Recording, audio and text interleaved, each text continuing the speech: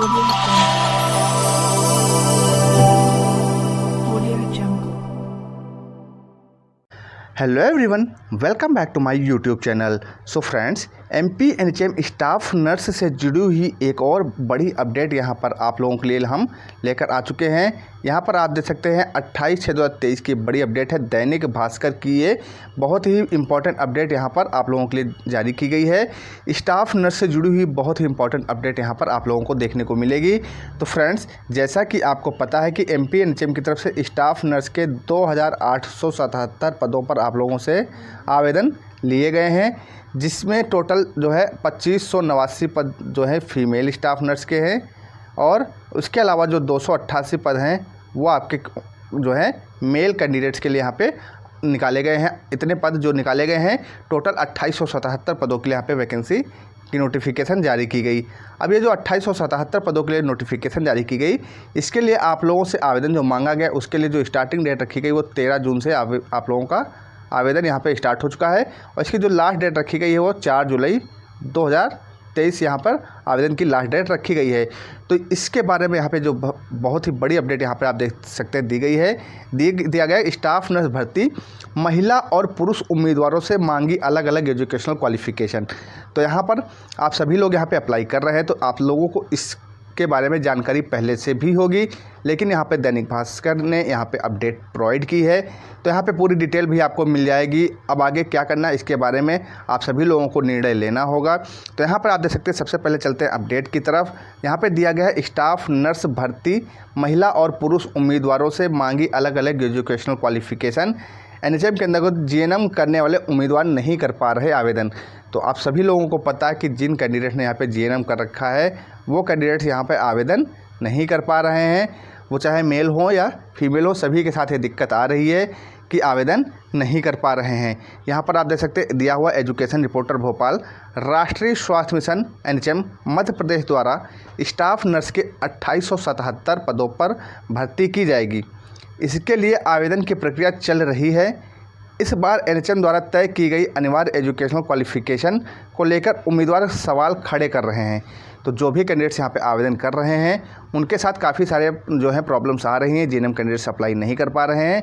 फिर यहाँ पे आप देख सकते हैं स्टाफ नर्स के लिए कई पुरुष उम्मीदवार बाहर हो गए हैं। उनका कहना है कि महिला और पुरुष उम्मीदवारों के लिए अलग अलग क्वालिफ़िकेशन मांगी जा रही है। महिला उम्मीदवारों के लिए बीएससी नर्सिंग की डिग्री अथवा जीएनएम का क्वालिफ़िकेशन मांगी जा रही है। वहीं पुरुष उम्मीदवारों के लिए सिर्फ बीएससी नर्सिंग का क्वालिफ़िकेशन तय की गई है। ऐसे में जीएनएम किए हुए कई उम्मीदवार इस भर्ती के लिए आवेदन नहीं कर पा रहे हैं। तो यहाँ पर आप लोगों को पता है कि जैसा कि आप लोगों ने नोटिफिकेशन देखा होगा, उसमें जो क्वालिफ़िकेशन आप लोगों को मांगी गई है वो फीमेल कैंडिडेट्स के लिए जो रखी गई है वो बीएससी नर्सिंग, पीबीबीएससी नर्सिंग या जीएनएम किया है तो अप्लाई कर सकते हैं। लेकिन जो मेल कैंडिडेट्स हैं उनके लिए केवल बीएससी नर्सिंग ही क्वालिफ़िकेशन रखी गई है। तो अगर ऐसे में यहाँ पे बीएससी नर्सिंग की क्वालिफ़िकेशन रखी गई है तो जीएनएम कैंडिडेट्स ऑब्वियसली बाहर ही हो जाएंगे। लेकिन यहाँ पर गवर्नमेंट को इस चीज़ का ध्यान देना चाहिए कि अगर जीएनएम के कैंडिडेट्स को बाहर ही करना है, उनको भर्ती में नहीं लेना है, तो फिर उनको जीएनएम कराया क्यों जा रहा है, जीएनएम का डिप्लोमा ही क्यों कराया जा रहा है। इस पर भी गवर्नमेंट को ध्यान देना चाहिए कि कई सारी भर्तियों में जीएनएम के कैंडिडेट्स को नहीं लिया जा रहा है। फिर ये दिक्कतें जो हैं ये जो है पहले मेल कैंडिडेट्स के सामने यहाँ पर आ गई हैं।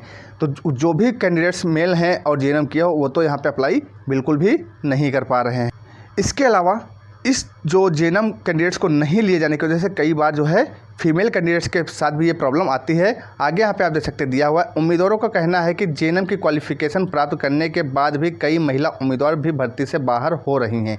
तो यहाँ पर कई कैंडिडेट्स, फीमेल कैंडिडेट्स ऐसी हैं जो जीएनएम की हुई हैं और यहाँ पे जीएनएम क्वालिफ़िकेशन मांगा, उसके बावजूद भी जो है आवेदन नहीं कर पा रही हैं और भर्ती से बाहर हो रही हैं। इस बार एनएचएम ने एजुकेशन क्वालिफ़िकेशन को लेकर एक और नई शर्त लागू कर दी है। इसके अनुसार उम्मीदवार ने 12वीं फिजिक्स, केमिस्ट्री, बायोलॉजी के साथ उत्तीर्ण की हो, यानी अन्य संकाय से अगर 12वीं का जीएनएम करने वाली महिला उम्मीदवार भी भर्ती के लिए आवेदन नहीं कर सकती। एनएचएम द्वारा पूर्व की भर्ती में बायोलॉजी नहीं मांगा जाता था। अब यहाँ पर एक सबसे बड़ी समस्या जो अभी कैंडिडेट्स के सामने आई है कि जो फीमेल कैंडिडेट्स हैं उन्होंने अगर जीएनएम किया हुआ है, अब उसमें से जिन्होंने फिजिक्स केमिस्ट्री बायो के साथ 10+2 किया है वो तो अप्लाई कर पा रहे हैं, लेकिन जिनका किसी अन्य चाहे वो आर्ट साइड से हों या कॉमर्स से हों, तो अगर वो कैंडिडेट्स यहाँ पे अप्लाई कर रहे हैं तो अप्लाई नहीं कर पा रहे हैं। फिजिक्स केमिस्ट्री बायो के अलावा अगर उसने मैथ से भी किया है तो अप्लाई नहीं कर पा रहे हैं। हालांकि जेएनएम का जो एग्ज़ाम जो बेस होता है, जेएनएम को जो बेस रखा गया है एडमिशन का, उसमें आपके पास 10+2 जो रखा गया है, यानी कि 12वीं उत्तीर्ण होना चाहिए। तो जो इसके लिए जो उत्तीर्ण कैंडिडेट्स हैं वही यहाँ पे जेएनएम में अप्लाई कर सकते हैं। अब जेएनएम में जो एग्ज़ाम होता है, जेएनएम में आपको अगर प्रवेश लेना है उसके लिए जो क्वालिफ़िकेशन रखेगी 10+2 के साथ, यानी कि 12वीं उत्तीर्ण होना चाहिए। वो आप किसी भी साइड से हों, बशर्ते आपके पास एक जो है लैंग्वेज इंग्लिश होनी ज़रूरी है। इंग्लिश कंपलसरी आपकी रखी गई है। अगर आपके पास इंग्लिश है इंटर में तो आप किसी भी साइड से हों आप अप्लाई कर सकते हैं, जेएनएम का कोर्स कर सकते हैं। ऐसा आईएनसी में भी रूल है। अब यहाँ पे अगर ये रूल आईएनसी ने लागू किया है तो फिर यहाँ पे एनएचएम इस रूल को मान क्यों नहीं रहा है? फिर क्यों जो है कि जो अदर फिजिक्स केमिस्ट्री बायो को छोड़ के अदर सब्जेक्ट से कैंडिडेट्स हैं उनको जो है भर्ती में क्यों नहीं लिया जा रहा है? इस पर बहुत ही बड़ा सवाल यहाँ पे एक उठ रहा है।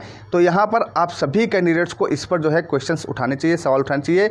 इससे एनएचएम का जवाब मांगा जाए कि जब आईएनसी ने इस रूल को लागू कर रखा है कि फिजिक्स केमिस्ट्री बायो के अलावा अगर इंटर में आपने इंग्लिश ली है, कि आप किसी भी वर्ग से हों, चाहे आर्ट वर्ग से हों या फिजिक्स केमिस्ट्री मैथ से हों, या फिर आपने आर्ट वर्ग से किया हो या फिर कॉमर्स से किया हो, आप अप्लाई कर सकते हैं। आपके पास अगर इंग्लिश इंटर में है तो, और 45% अगर उसमें मार्क्स हैं इंग्लिश में, तो आप जेएनएम कर सकते हैं।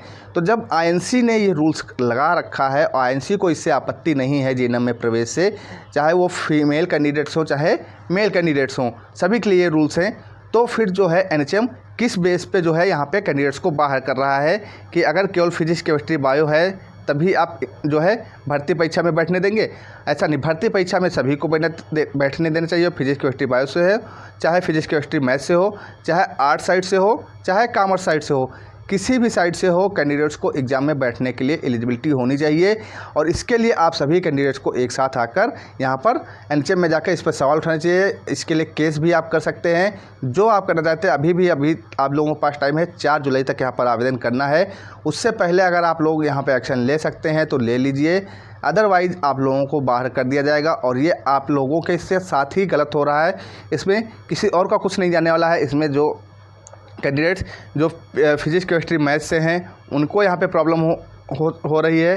फिजिक्स केमिस्ट्री बायो वालों के साथ कोई दिक्कत नहीं, उनको तो अप्लाई कर सकते हैं। लेकिन physics chemistry math art side से जो भी कैंडिडेट्स हैं या फिर कॉमर्स से जो कैंडिडेट्स थे, अगर उन्होंने इंटर में इंग्लिश ली थी और जब जेएनएम में अप्लीकेबल हैं जेएनएम करने के लिए, तो उनको भर्ती परीक्षा में क्यों नहीं बैठने दिया जा रहा है? इसके लिए आप लोग अपना हक रख सकते हैं, अपने हक की मांग कर सकते हैं। चाहे वो एनएचएम हो, चाहे आप मुख्यमंत्री को ज्ञापन सौंपें, या जो भी कर सकते हैं आप करिए, क्योंकि ये आप ही के लिए जो है आप बहुत ही इम्पोर्टेंट है। आप अपनी हक की लड़ाई आपको खुद लड़नी पड़ेगी। इसके लिए एनएचएम आपके बारे में अगर नहीं सोच रहा है तो इसके लिए आप सभी कैंडिडेट्स को एक साथ आना होगा, तभी यहाँ पे कुछ हो सकता है। अब यहाँ पे दिया गया पुरुष उम्मीदवारों के लिए जो है 2877 में से केवल 288 पद ही दिए गए हैं। एनएचएम की स्टाफ नर्स की इस भर्ती के लिए पदों के बंटवारों को लेकर भी सवाल उठाए जा रहे हैं। पुरुष उम्मीदवारों के लिए कुल 2877 पद में से 288 पद, वहीं 2579 पद महिला उम्मीदवारों के लिए हैं। पद कम जरूर हैं 288, लेकिन यहाँ पर एनएचएम को ये भी सोचना चाहिए कि इतने सारे कैंडिडेट्स जो है जेएनएम करते हैं मेल कैंडिडेट्स, उसमें केवल 288 पद अगर आपने निकाले हैं तो किस बेस पे आपने 288 पद निकाले हैं? जब इतनी सारी 2800 पद हैं टोटल, कम से कम नहीं तो 500-1000 पद तो जो है स्टाफ नर्स के मेल कैंडिडेट्स के भी होने चाहिए। जब 2800 पद निकालें तो कम, चलिए ठीक है, फीमेल कैंडिडेट्स ज़्यादा करते हैं जेएनएम और मेल कैंडिडेट्स का रेशियो कम रखा जाता है जेएनएम में, उसी हिसाब से यहाँ पे एडमिशन्स होते हैं, तो उसी हिसाब से यहाँ पे पद भी निकाले जाने चाहिए। तो इस पर भी जो है एनएचएम को ध्यान देना है कि केवल 288 पदों में बहुत ही कम यहाँ पे पद निकाले गए हैं मेल कैंडिडेट्स के लिए। आवेदन 4 जुलाई तक होंगे, तो यहाँ पे इसकी लास्ट डेट आप लोगों को मैंने पहले ही बता दी है कि 4 जुलाई तक इसके आवेदन की लास्ट डेट है। और अभी भी यहाँ पे जो जेएनएम कैंडिडेट्स हैं अप्लाई नहीं कर पा रहे हैं, चाहे वो मेल कैंडिडेट्स हों या फिर किसी अदर साइड से, फिजिक्स केमिस्ट्री बायो छोड़ के अगर किसी अदर साइड से हैं तो आप अप्लाई नहीं कर पा रहे हैं। तो ऐसे में आप सभी लोग एक साथ आएँ, एक साथ एनएचएम ऑफिस जाएँ, वहाँ पर अपनी बात रखें कि अगर जब आईएनसी ने यहाँ पर मैं एक बार फिर से पढ़ूँ तो जब आईएनसी ने ये रूल्स नहीं लगाया है कि आप अप्लाई नहीं कर सकते हैं या ऐसा, अगर आपने फिजिक्स केमिस्ट्री मैथ से किया है या आर्ट साइड से किया है या कॉमर्स से किया है, तो उनको अगर कोई दिक्कत नहीं है, आईएनसी को दिक्कत नहीं है, तो क्या आईएनसी से ऊपर एनएचएम नहीं हो जाएगा? भी एनएचएम एक जो है आपको जॉब दे रही है, तो इसका मतलब ये नहीं कि जब क्वालिफ़िकेशन उसका वही है, बेस वही है, तो उसको क्यों हटाया जा रहा है जेएनएम कैंडिडेट्स को। तो इसके लिए आप लोग अपना जो है अपने हक़ की लड़ाई जाकर बिल्कुल लड़ें और अपनी मांग ज़रूर रखें। तो फ्रेंड्स, ये बहुत ही इंपॉर्टेंट अपडेट आप लोगों के साथ मैंने यहाँ पर शेयर कर दी है। आई होप ये वीडियो आप सभी के लिए इन्फॉर्मेटिव रहेगा। तो मिलते हैं नेक्स्ट वीडियो में नेक्स्ट अपडेट के साथ। तब तक के लिए जय हिंद, जय भारत।